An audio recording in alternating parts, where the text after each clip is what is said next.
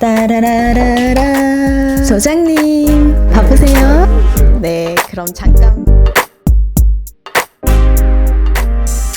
지난번에 자동화와 노동의 미래, 탈희소성 사회는 어떻게 실현되는가와 관련해서 이야기를 나눴는데요. 네. 좀 더 진행해 볼까 생각해요.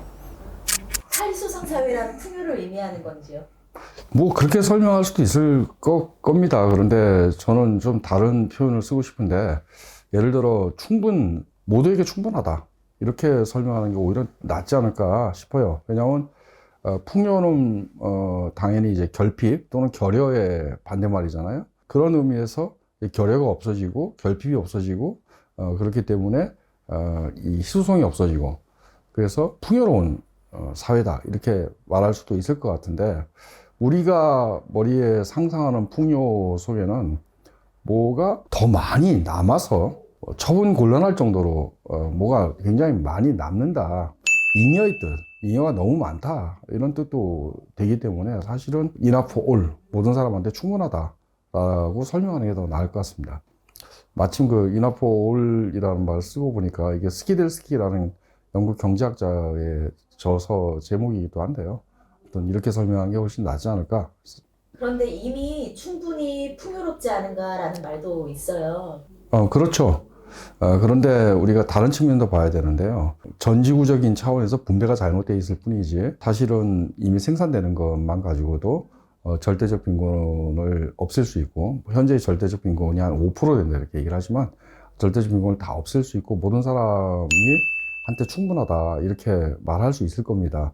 다만 이때 감춰진 진실이 뭔가를 따져봐야 되는데, 과연 지금의 생산 방식이 지속 가능한가 또는 올바른가, 그래서 좋은가, 인류의 미래를 위해서 좋은가, 이 문제를 따져봐야 된다는 거예요.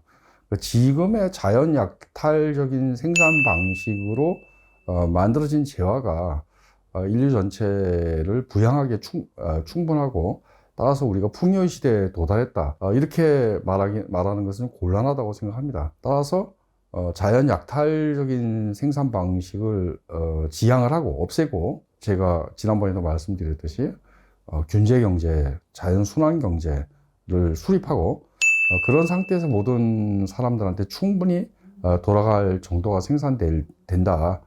그렇다 그러면은 풍요의 시대라고 말을 할 수 있겠죠. 하지만 현재의 생산 방식을 유지하면서 뭐 이미 풍요롭다, 따라서 분배만이 문제다라고 말하는 것은 약간 문제가 있다 이렇게 생각합니다. 그럼 또 다른 궁금함이 있는데요. 탈노동과 탈희소성은 같은 말인가요? 뭐 꼭 같은 말은 아니라고 생각하셔야 될 것 같습니다. 일단 탈노동이라고 얘기를 할 때 뭐 두 가지 맥락에서 얘기를 할 수 있을 것 같은데, 첫 번째는 임금노동으로부터 탈피한다라는 거예요. 뭐 그렇다고 해서 사람이 아무 일도 안 해도 되느냐, 그건 아니겠죠.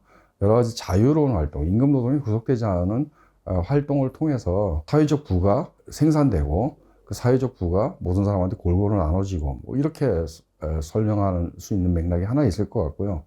또 다른 맥락은 실제 생산의 자동화와 관련된 맥락일 텐데, 자동화를 통해 가지고 이 노동시간이 단축이 되고, 그래서 사회 구성원 전체의 평균적인 개별 노동시간 자체가 단축이 돼서 노동으로부터 해방이 되고, 그래서 훨씬 더 많은 자유시간과 여가시간이 생긴다. 이게 두 번째 맥락일 것 같아요. 반면에 이제 탈희소성 사회란 무엇인가를 생산하기 위해서 우리가 들여야 되는 노력, 노고, 투입, 노동의 측면이 아니라 결과의 측면이죠. 이 결과로서 생산된 재화가 부족하지 않아서 모든 사람한테 충분해서 우리가 더 이상 어떤 재화에 대해서 A가 갖기 위해서는 B를 배제해야 되고 경쟁해야 되고, 그렇기 때문에 가격이 형성이 되고, 그렇기 때문에 상품이 되고, 뭐 그렇지 않은 사회를 뜻하는 거죠.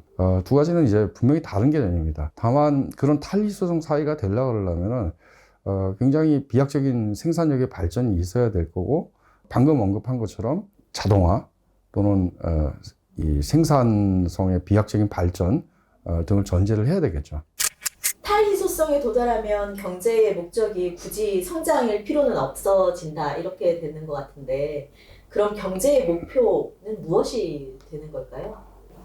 행복이라고 저는 생각합니다. 모든 사회 구성원의 행복과 자연의 보존, 그리고 이 인간과 자연의 물질대사의 왜곡이 심한 자본주의로부터 물질대사의 순환이 이루어지는 사회로의 변화가 이제 경제 목적이 될 거라고 생각합니다. 그 대공황기였는데 1932년인가 아마 그쯤일 겁니다. 케인즈 그때 쓴 논문이 하나 있어요. 손자 세대가 되면은 경제학은 가끔씩 충치를 땜질하는 치과 의사 같은 역할을 할 거다. 그리고 경제의 목적 자체가 더 이상 더 많은 재화의 생산, 성장이 아니라 사회 구성 전체의 행복으로 바뀔 거다라는 예측을 했는데 케인즈 손자 세대면은 아마 1980년대쯤이겠죠.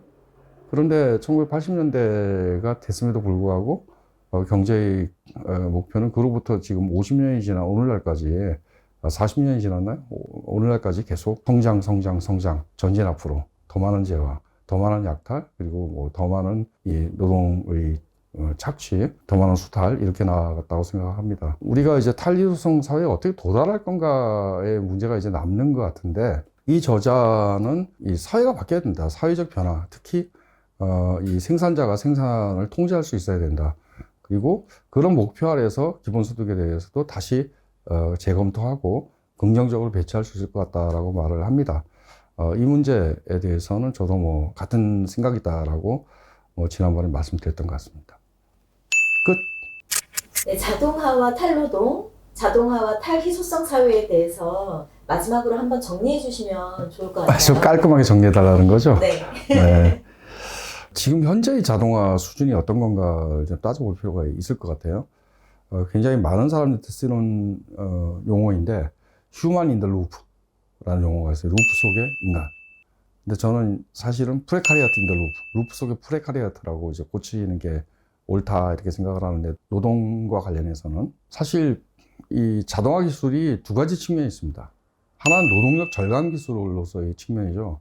그럼 자동화가 되면 노동시간이 단축이 되고 생산에 들어가는 인간 노동의 시간이 단축이 되겠죠. 그게 이제 탈노동으로 이어지는 건데. 근데 사실 자동화 기술이 노동력 절감 기술로만 작용하는 게 아니고 이 노동 통제 기술, 노동 관리 기술로도 작동을 합니다. 그리고 사실상 자본주의 역사상 자동화 기술이 두 번째 노동 통제 기술이나 관리 기술로 작동하는 측면이 더 강했다고 저는 생각합니다. 그래서 사실상 알고리즘에 의해서 통제되고 관리되는 새로운 노동자이고요.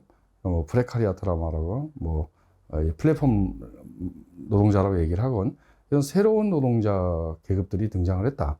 그리고 사실상 인공지능의 작동을 위해서도 비가시화되어 있는 보이지 않는 노동들이 있는데 예를 들어 뭐 레이블링을 한다든지 또는 콘텐츠 모더레이션을 한다든지 뭐 등등 인공지능이 원활하게 돌아가기 위해서 뭐 이 숨어 있는 노동들이 있다라는 거죠.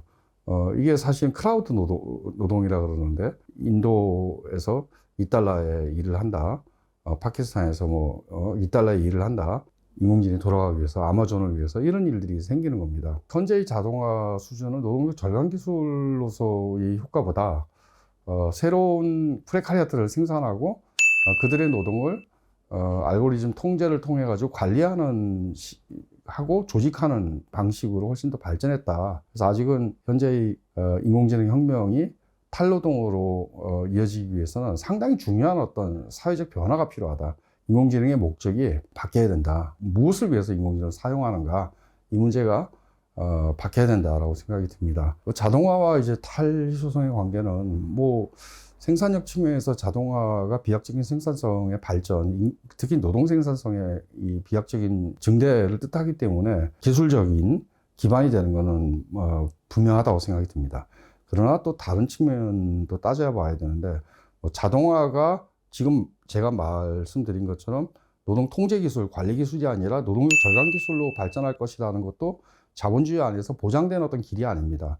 반드시 어떤 사회적 개입이 있어야만 이게 획득될 수 있는 길이라고 생각이 들고요. 두 번째는 자동화 기술이 탈희소성 기술이냐, 쉽게 얘기해서 탈희소성 사회를 만들어낼 수 있는 기술로서 작용할 건가? 이 역시 이 베나나보란 저자가 얘기하듯이 외부로부터의 개입, 기술적 과정을 통해 가고 도달하는 게 아니라 정치적인 개입, 외부로부터의 개입이 반드시 필요하다 생각이 듭니다.